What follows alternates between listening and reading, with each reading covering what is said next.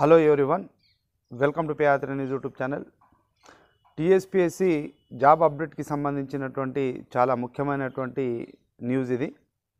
అయితే TSPSC chairman గారు కావచ్చు, అదేవిధంగా కొంతమంది సభ్యులు ఇప్పటికే రాజీనామా చేయడం జరిగింది. అయితే చాలా రోజులుగా వాళ్ళ రాజీనామా అన్నది గవర్నర్ గారి దగ్గర అది పెండింగ్లో ఉన్నటువంటి విషయం మనందరికీ కూడా తెలిసిందే.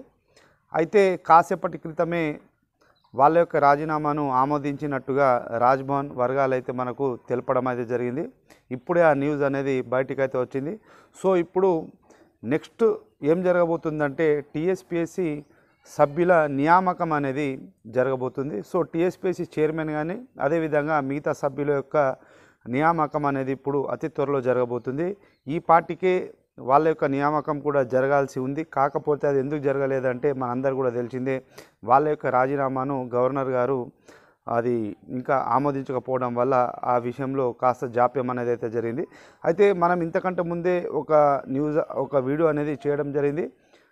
వీళ్ళ రాజీనామాను గవర్నర్ గారు ఒకవేళ ఆమోదించినట్లయితే ఈ ప్రక్రియ మరింత లేట్ అయ్యేటటువంటి అవకాశం ఉంది. అదేవిధంగా ఈలోగా లోక్సభ ఎన్నికలు కూడా వచ్చేటటువంటి అవకాశం ఉంది. సో మళ్ళీ నోటిఫికేషన్స్ లేట్ అవుతాయా అని చెప్పేసి మనం ఇంతకంటే ముందే ఒక వీడియో అయితే చేయడం అయితే జరిగింది.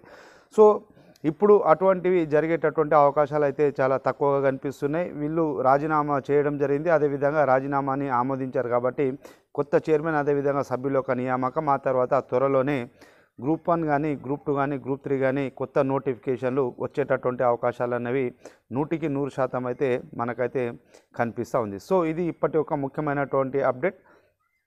ఎడ్యుకేషన్ అదేవిధంగా పొలిటికల్ ఇష్యూస్కి సంబంధించినటువంటి వీడియోస్ అనేవి మన ఛానల్లో మనం ఎప్పటికప్పుడు అప్లోడ్ చేస్తుంటాం.